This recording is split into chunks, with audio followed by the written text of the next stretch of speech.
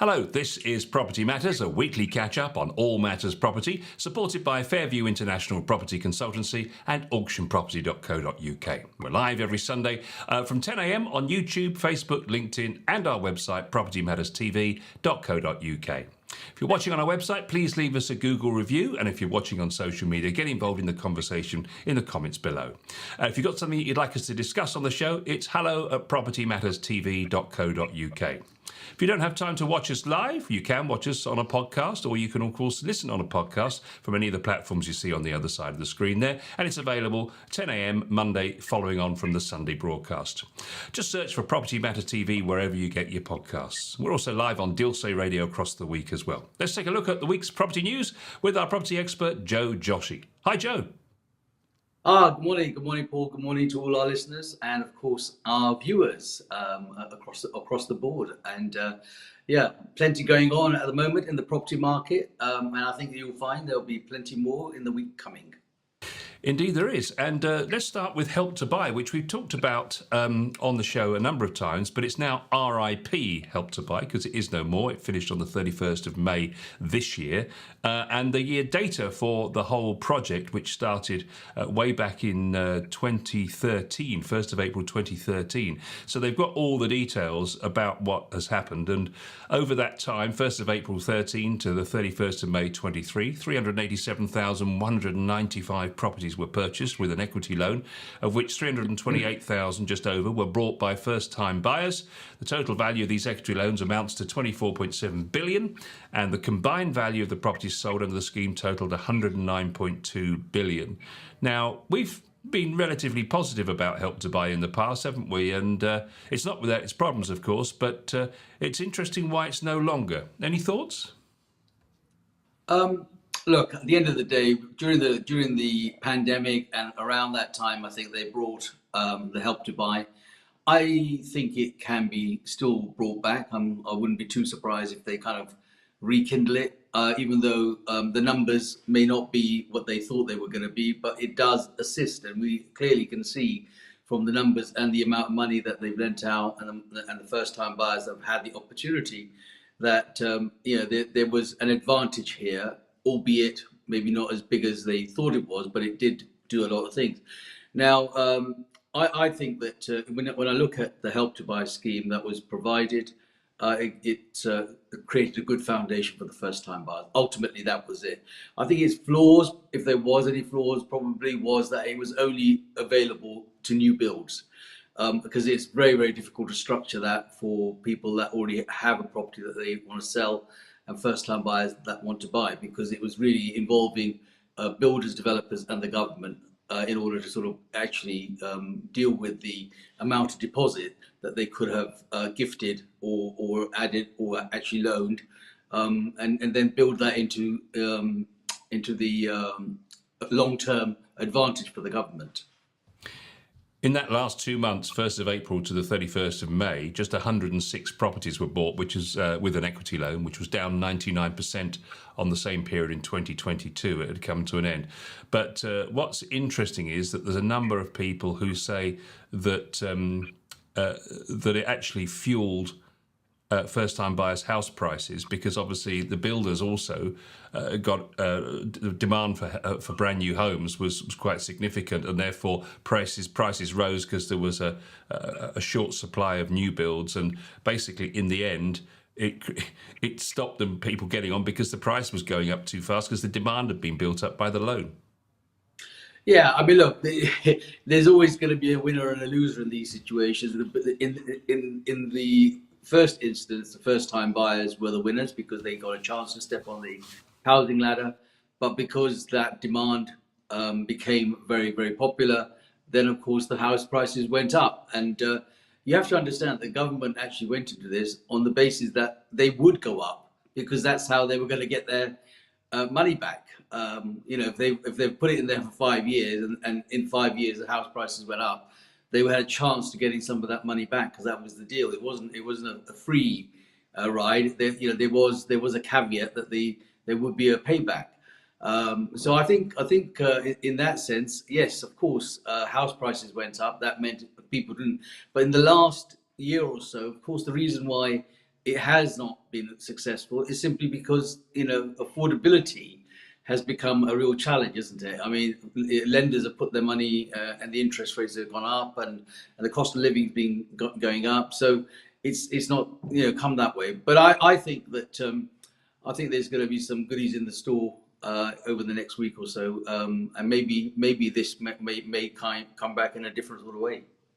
Yeah, how it worked was the government used to provide an equity loan up to the value of 20% of the property, and that was 40% in London from the 1st of February 2016, and that was repayable when the property would be sold in the future. That's when the government would get their margin.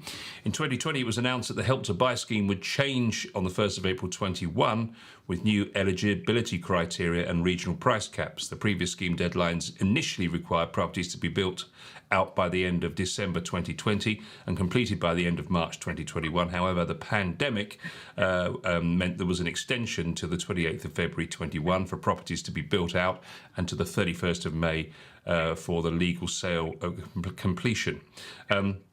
And we're talking about the fact that it wasn't universally positive. The design allowed the government to gain a share of the property's appreciation, and it meant that the house prices increased. So did the government's profit from these loans, as you say.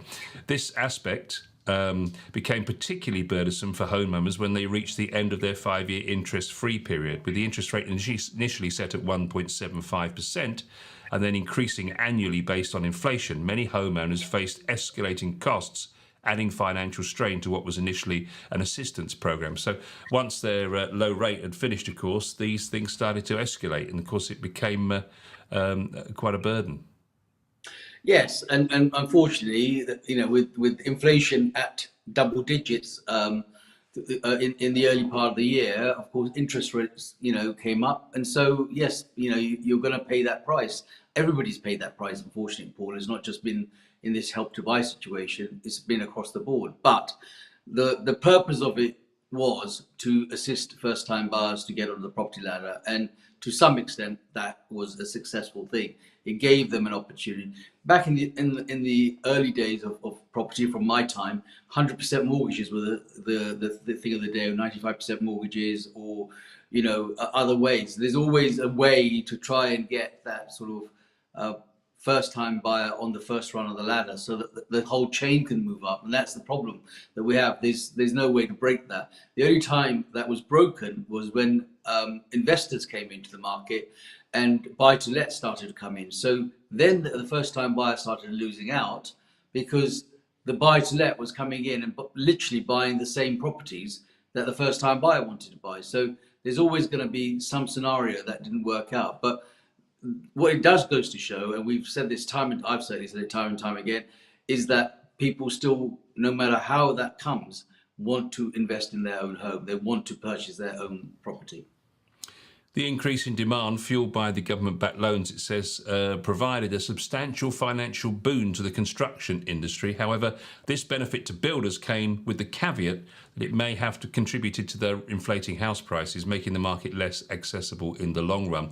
One person's commented that all the scheme really did was line the pockets of the developers. Interesting comment. Yeah, look, there's always going to be winners and losers, isn't it, at the end of the day? And, you can't get it 100% the way we want it. But I think, though the builders may have lined their pockets, it certainly built more houses because they needed to get that. The government's never managed to achieve the targets that they keep setting themselves. First-time buyers want to get onto the run of the ladder. This was an opportunity. And, I hope that some other scheme that is alike or akin to this will come available again in the future, because at the end, without the first-time buyers, the housing market does come to a standstill. What strikes me, though, Joe, is that they're damned if they do and they're damned if they don't. So any scheme that they try and put in, whether it's 95% mortgages or 100% mortgages or stamp duty holiday or Help to Buy, that initially creates a sort of panic, a fear of missing out, a FOMO, and then everybody gets on the bandwagon, everybody wants to save some money somewhere and get a chance, and of course all that does is raise the prices. So whatever they try and do, it just ends up meaning that the price becomes less affordable in the long run. Absolutely. Like I said, there are going to be winners and losers in this, but without a scheme, without an opportunity, some people are just never going to get onto that first run, and so it's gonna come at a price. perhaps in the long term. But then there is gain in this, Paul. We always forget the fact that people have bought. Go back to my first house that I sold at £34,950. That house is now worth 650, 700,000 pounds. So there are long-term gains. That's one of the reasons why everybody wants to be in the property or in the property market. So we're not always going to satisfy, but I think in this situation, the government at that time tried to bring in a scheme that allowed first-time buyers. It is come to an end, as you say. It's rest in peace at the moment. But some sort of resurrection will come out of this on the basis that there'll be a different type of scheme, and I'm sure that we'll have discussions on that one when that comes in. We shall certainly keep an eye out and see what is suggested when the Chancellor makes his speech. Is it next week? Mm-hmm. Yeah, on the 22nd. On the 22nd, actually, So that's next week, yeah. Next week, yeah. Yeah, super. Okay, so let's just have a look then at our second story of the week. A fifth of short-term lets in London had been long-term rentals in the past 3 years. This is really interesting, this, suggesting that landlords are looking for alternative ways to make money from property. Using their landlord portfolio analysis tool based on more than 2,000 listings, Propult said 20% of short-term lets in the capital used to be listings that belonged to letting agents. Propult analysed 2,800 short-term lets at various price points and location in every London borough. 586 had been in long-term rental with a letting agent before becoming a short-term rental property. Furthermore, the volume of listings belonging to portfolio landlords, those with multiple properties, is nearly 3 times higher than the national average at 30%. These portfolios contain over 10,000 current long-term rentals in and around London. So what we're saying here then is that a number of landlords, particularly those using a letting agent, looking at the fees they're taking, look at all the other costs that they're having to absorb in the lettings, thinking, do you know what? I'm making less and less and less on a long-term rental here, and all the issues of leaky taps, etc., I guess. They're thinking about taking it into their own hands and then maybe doing something like an Airbnb and just doing short-term lets, and presumably those numbers are stacking up better for them. Yes, it certainly, Paul, that kind of scheme works well in town centres, pretty much anywhere, and certainly in London it will be effective primarily because people want to now not always commit to a 6 month to a year tenancy. More than that, it's the cost that makes it a real problem. So let's take, for example, that there's a 1-bedroom flat or a 2-bedroom flat in central London, and that's going to cost you £600, £700 a week to rent. But in some cases, when they're doing it on a daily basis and working it out over a period, they're actually making probably double that money. It might be £200 a day that they're getting, as opposed to £600 or £700 a week. And the cost of borrowing has gone so much that landlords are having to be creative and try and say, well, look, I wonder if this particular portfolio. So they might look at certain properties in their portfolio, ones that were on long-term fixed rates may be okay to continue to rent out at a fixed term. But the ones that became expensive, for the rates went up to 5, 6, 7%, whatever that might be, maybe the ones that they thought, this now doesn't wash its face as a long-term rental, so maybe we need to consider doing Airbnb. And I've had that discussion with many.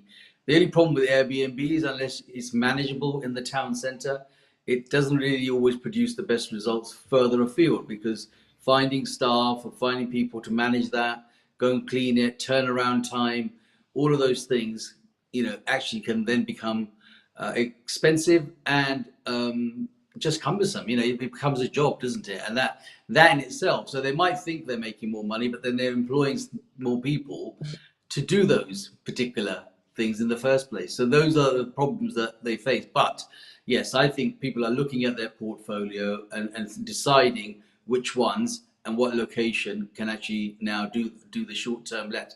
And it's very popular. I mean, if you look on Airbnb sites or you look on hotel sites or whatever, you see that people are now advertising the Airbnb on the hotel sites because it's an alternative. And there is a massive market for that. Airbnb came into that market and did disrupt that on the basis that people were saying, well, actually, you know what? I don't want to be in a hotel room. I'd like the whole apartment, or I'd like, the space, or my family's going to come and we're all going to be in it together. And that apartment could house 4 or 5 people.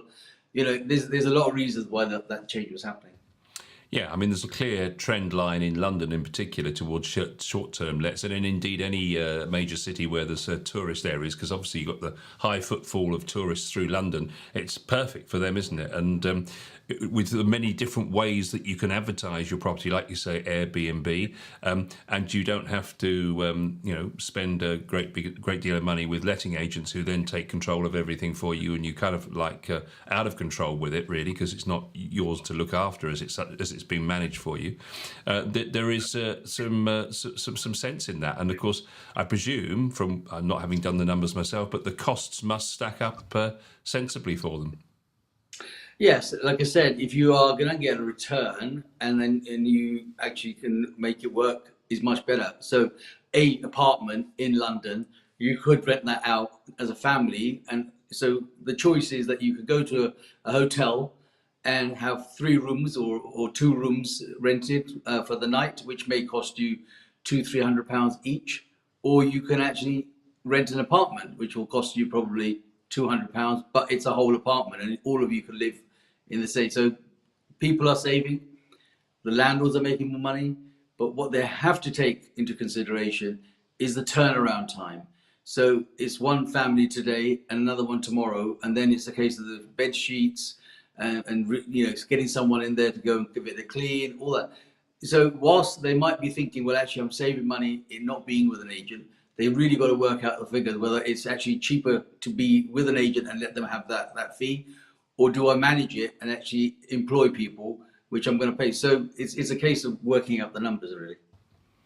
With the accidental landlords leaving the market, as we've reported many times on here, and also the fact that the portfolio landlords are looking at these alternative methods, there must be some warning signs there for letting agents, because they're seeing their business being diluted somewhat. Yes and no. There is a warning. I mean, the letting agents have had warnings thrown at them left, right, and centre with all these changes that the levelling up minister has made, the government has made in taxation and so forth. Renting and letting agents have got a huge task on their hand, much more than you ever imagined it to be. It's very different now.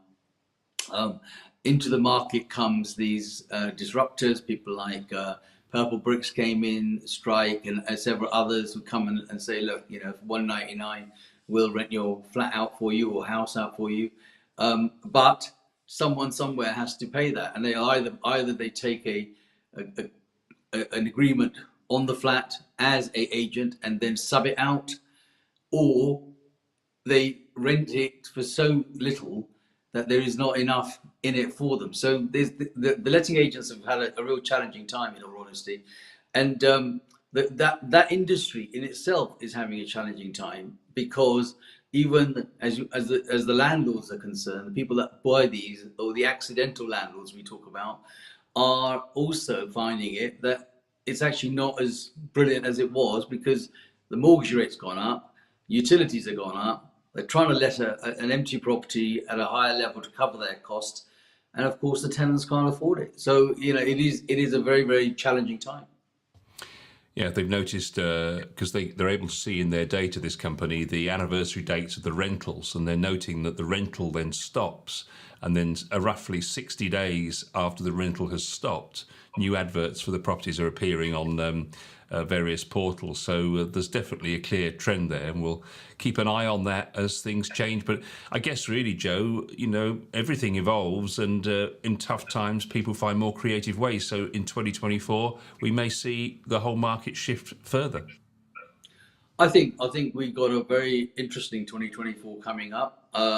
This last couple of years, especially this last year, has been really, very tough for homeowners. Not just because the mortgage rate went up, but also all the utilities that have started to cost a lot more money, the cost of living, etc. But there is an election next year, and I've said time and time again that there will be a bonanza offered in the autumn budget because they know that they've got to do that. They've now amazingly managed to get the inflation rate down, 4.6. It was announced this week. It's less than half or halved what they were at double digits. We said by the time this year they will manage to get it to about 4.5, 4.4. So here we are, with our prediction was absolutely on the button. And I'll say that, come next week, you will find there's going to be lots of goodies for the housing market, which last autumn had nothing, zero in it. So, watch this space. Sounds like you have inside information. You keep referring to this, Joe. Well, of course, you know how it is. Can't insider dealing, is it? Is that was what it was? Gordon Yes. Gecko and insider dealing and all that sort of stuff. Absolutely. Well, I shall watch the speech with interest now, as you've teased us today about that. Yeah. Final one of the week. Over half, 55% of tenants prefer utility bills included in their rent to save them stress, but just 12% of available stock on the market across England offers this, according to research. Zero Deposit surveyed over 2,500 tenants, and over 2/5, 44%, said they would be more likely to rent a property if the bills were included versus a property that they weren't. However, the firm's analysis of current rental stock listed on Zoopla found that just 12% of these houses across England, or places to rent across England, currently offer the additional benefit of having bills included in the rent. Well, that's a bit of a no-brainer, kind of obvious. Everyone would love the bills to be included. But just the point that crossed my mind was, if you're struggling to get tenants or get a good tenant, maybe these are the sort of incentives you could consider. And how would you go about it? Well, it has, and it was quite a big thing, to be honest with you. A lot of people were doing that, but this particular year, that has come off the Richter scale. The chances of people wanting to rent with all inclusive is actually gone. It's just come. You can see the number of percentages. It's such a low percentage now that people are even offering that, and the reason for that is all of the costs, Paul. It's as simple as that. When the interest rate was 0.25%, the lending was the borrowing that they had was cheaper, the utilities were cheaper. It was easier to say, look, I can do a all-inclusive kind of rent. Rent a room out and say to them, look, we can rent that to you for £750, £800 a month or whatever. It worked out okay because that was the case. However, that's not the case anymore. And because that's not the case, the mortgage rate has gone up, the utility costs have gone up, and it's not. And we don't know. That's the bit that landlords are really sort of what we don't know when they're going to go up or down, or even if they're ever going to come back down again. So it's just not been a viable proposition anymore, even though it's a great idea, and it was a good idea, but right now it's just not feasible. And that's why it's such a low percentage that is available with that. And it can only be those which are either housing multiple occupancy or those that have had no mortgages on them. They can afford to turn around and say, well, actually, I can afford to do that, but I've got, maybe 3 or 4. And people used to, back in the day, they would buy a 2-bedroom flat instead of a 1-bedroom flat, and actually rent one of the rooms out because it helped them with the running of the place. But even that has become a little bit more challenging because people don't want to pay. I mean, I think I was having a discussion with somebody recently. A property in Southall, a room rate was £900. Just for a room in a house on a monthly basis. Well, when you look back at sometimes you would have actually got yourself an apartment for £900 a month and had the whole thing. But it's not £900 a month just for the apartment. It would be then bills, rates, rent, electric, gas, all of that. And so that 900 becomes £1,200-1,300 before you even start, thinking about your food costs, etc. So it's a great idea, but at the moment I just don't think it stacks up, and that's why there's such a low number of properties that are available with an inclusive rent. Just 9% in the southeast, 10% in London. But if you go to the East Midlands, as many as 22% of all current available properties come with the bills. The West Midlands is 17%, Northwest is 16%. So that's quite high compared to the south. But the trouble, I suppose, for the landlord is, if they get somebody in, their bills included, what's to say they're not going to have the heating on 25 degrees 24/7? Oh, it does, and I will tell you that I've been a landlord historically on that basis, and the heating bill is stupid because it's not their bill. It's not something that they're worried about. Oh, I forgot to turn that off. Well, yeah, it's like an oven in the place, and it's you're paying it. So all of these things started to bring down, and that's where places in London, you've got 9%, 10% maybe that are available in the north. It's not just about being in the north. It is that the value of properties and the value of rents is much, much different. So they could probably encompass the whole thing. Whereas here, the rent values on their own are so high that then to add the bills to it just makes it, not a viable proposition. I suppose there's a wider question just to wrap up on this story, and that is really, what can landlords do to make their property more appealing so that they have less void periods and have better quality tenants? Yeah, I think landlords, we all try and make sure that we have a good relationship with the tenants, and I think one of the things that you've got to do now, as we learn about this, that these annual increases have got to be built in from day one. They've just got to. You can't just sit there and say, you know what, they're a really nice tenant. They've been there for 5 years. It's okay. I'll live with it. You can't live with it. It doesn't work because there are third-party situations that are not in your control. For example, the utility costs, well, they're not in our control. We don't know what's happened. But this last year, we all learned and had a very serious lesson of what happens in a short space of time. And all of a sudden, we're not in control of that. So I think that landlords can actually have a good relationship with their tenant, but set it out from day one that, this is going to be a review every 6 months or annually, and if it doesn't work, then you've got to move it on forward. Otherwise, you could be just sitting there holding a pup for the next 12 months, 18 months, and not go back to them and build it. Those things are in the tenancy agreements. We as landlords, all the landlords, have never really taken that on board and said, you know what, I'll do that, because you kind of get used to the idea of, oh, it's okay, well, it's only a couple of quid, but sooner or later it mounts up to a point when it becomes totally unviable. It's all about communication, which is why we're here every week for Property Matters. And with that, we must say goodbye. See you again for another Property Matters soon.